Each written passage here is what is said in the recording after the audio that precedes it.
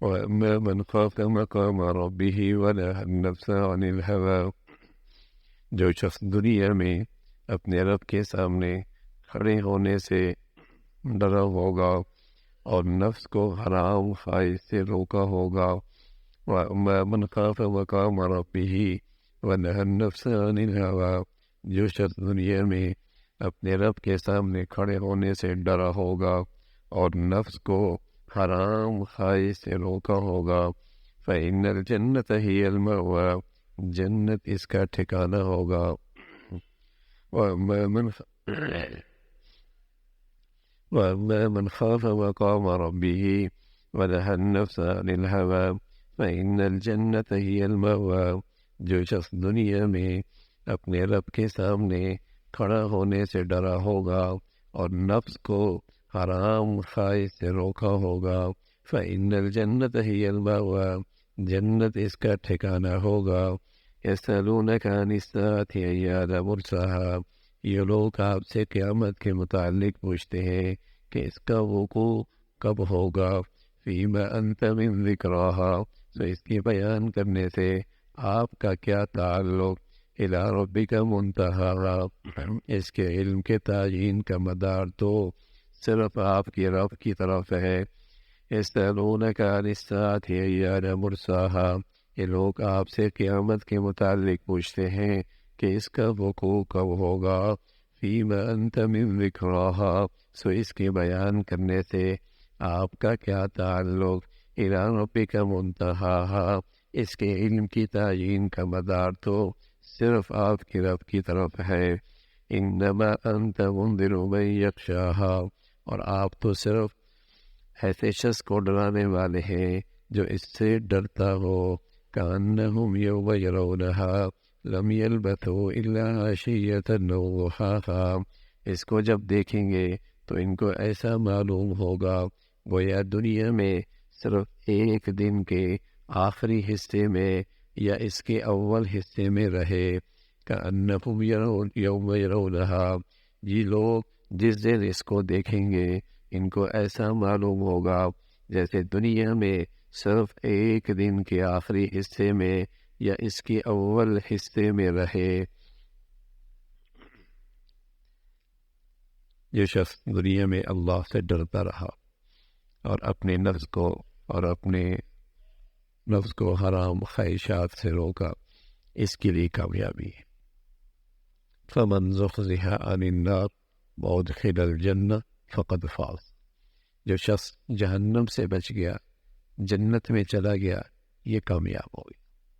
کامیابی کا معیار ہی ہے، یہ شخص بڑا کامیاب ہے اپنی زندگی میں۔ نہ میاں زندگی میں کوئی کامیاب نہیں ہوتا، کامیابی تو مرنے کے بعد پتہ لگے، کامیابی تو مرنے کے بعد پتہ لگے، کوئی کامیابی نہیں ہے۔ اگر اس کا نام کامیابی ہوتا تو پھر تو قارون کامیاب ہوتا، پھر تو حامان کامیاب ہوتا، پھر فرعون کے پاس بڑی سلطنت تھی، وہ کامیاب ہوتا، پھر ولید بن مغیرہ کے پاس بڑی جاگیر تھی، وہ کامیاب ہوتا، پھر حضرت فاطمہ کہاں جاتی جن کے گھر میں کھانے کے لیے نہیں تھا، حضرت بلال کہاں جاتے جن کی رہائش بھی اپنی نہیں تھی۔ کامیابی کا معیار یہ نہیں، کامیابی کا معیار تو بھائی جب حقیقی زندگی کا آغاز ہوگا پھر پتہ لگے گا کون گدھے پہ سوار تھا، کون گھوڑے پہ سوار تھا، کون کامیاب ہے، کون ناکام ہے۔ یہ ہم نے جو اپنی زندگی میں کامیابی کے نقشے بنا رکھے ہیں، ہاں، یہ ہمارے اپنے خیالی نقشے ہیں، یہ ہمارے اپنے خیالی نقشے ہیں۔ بیٹا مل گیا تو کامیاب ہو جاؤں گا، بیٹوں کو روزگار مل گیا تو بڑی کامیابی ہو جائے گی، بچی کی اچھی آمدنی ہو جائے گی تو بڑی کامیابی ہو جائے گی، زندگی کی ضروریات سہولت سے پوری ہو جائیں گی تو بڑا کامیاب ہو جائے گا۔ ہاں، یہ اپنے خیالات میں بنائے نقشے ہیں۔ اللہ کریم کے ہاں تو کامیابی کا معیار یہ ہے، فَمَنْ زُحْزِحَ عَنِ النَّارِ وَأُدْخِلَ الْجَنَّةَ فَقَدْ فَازَ، عربی زبان میں فاز کہتے ہیں کامیاب ہو گیا، یہ ہے کامیابی۔ جہنم سے بچ گیا، جنت میں چلا گیا۔ اور یہ کن خوش نصیب لوگوں کی ہوگی یہ کامیابی، اس کی نشانی بتا دی، اس کی علامت بتا دی۔ کہ آدمی ان نشانیوں کو اور علامات کو اپنی زندگی میں دیکھتا رہے تو نظر آئے گا کہ وہ کامیاب راستے پہ جا رہا ہے یا ناکامی کے راستے پہ، وہ کامیاب لوگوں کے راستے پہ چل نکلا ہے یا ناکام لوگوں کے راستوں پہ کھڑا ہے۔ کچھ نشانیاں بتا دی، اور ان نشانیوں میں یہ ہے کہ اندر خوف خدا ہو، اور اندر خوف خدا ہے یا نہیں، اس کی نشانی کیا ہے؟ اس کی نشانی یہ ہے کہ یہ اللہ کی نافرمانی سے پرہیز کرے، یہ حرام سے بچے، اللہ کے حکم توڑنے سے بچے۔ یہ نشانی ہے کہ وہاں خوف خدا ہے۔ اللہ کے نبی صلی اللہ علیہ وسلم دعا کیا کرتے تھے، اور نبی کی دعا امت کے لیے نصیحت ہوتی ہے۔ نبی اس لیے دعا کرتے ہیں کہ تاکہ امت کو نصیحت ملے۔ آپ فرمایا کرتے تھے اے اللہ اتنا خوف مجھے دے دے کہ جو میرے اور تیری نافرمانی کے درمیان آڑ بن جائے۔ آپ تو نافرمانی نہیں کرتے تھے، امت کو یہ دعا سکھائی، امت کو بتایا کہ تم اللہ سے اتنا تو خوف مانگو کہ یہ خوف خدا تمہیں اللہ کی نافرمانی سے روک دے۔ خلوتوں میں، تنہائیوں میں، جب تمہاری خواہش تم پہ غالب آ رہی ہو، جب تمہاری شہوت تم پہ غالب آ رہی ہو، جب تم پہ تمہاری نفسانیت غالب آ رہی ہو، تو خوف خدا تمہیں اللہ کی نافرمانی سے روک دے۔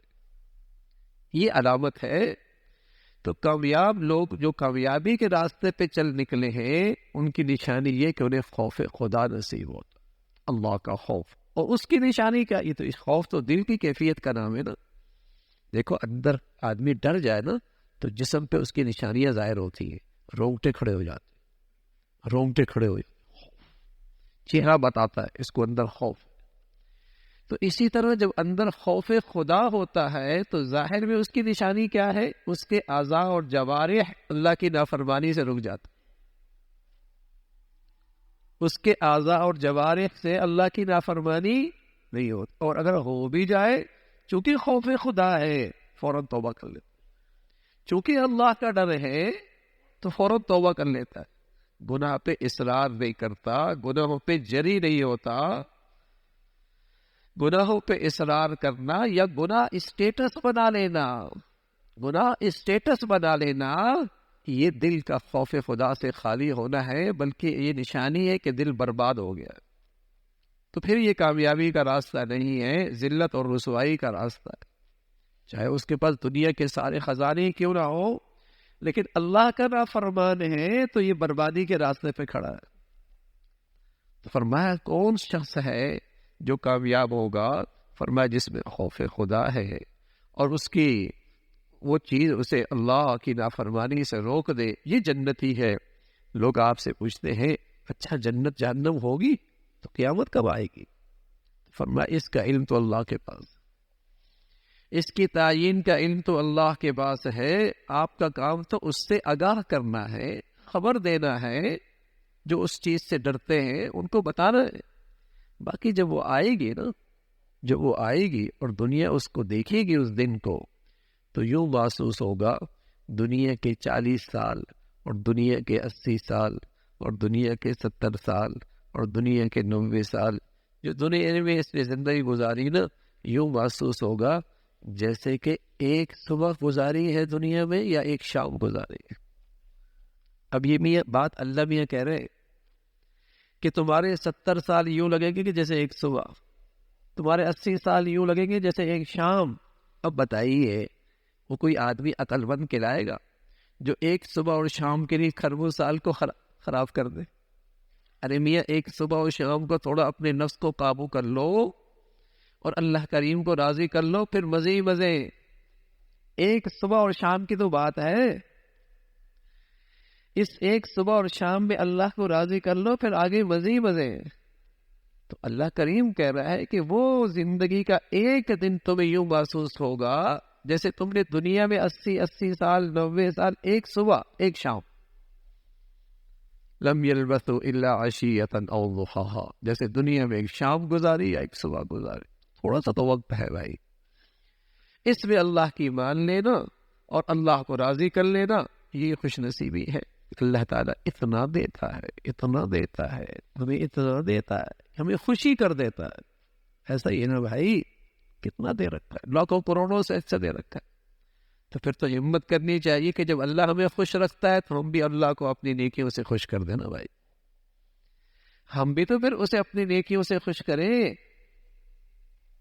لاکھوں کروڑوں سے اچھا لگتا ہے۔ تو پھر اللہ کو ایسا راضی رکھیں، اللہ کی ایسی فرما برداری کریں کہ بس اللہ بھی راضی ہو جائے، اللہ بھی خوش ہو جائے، ہاں یہ میرا بندہ، یہ میرا بندہ۔ اللہ تعالیٰ بھی اپنی فرما برداری کی زندگی نصیب فرمائے۔ اللہم لک الحمد کلو ولک الشکر کلو، اللہم لک الحمد کلو ولک الشکر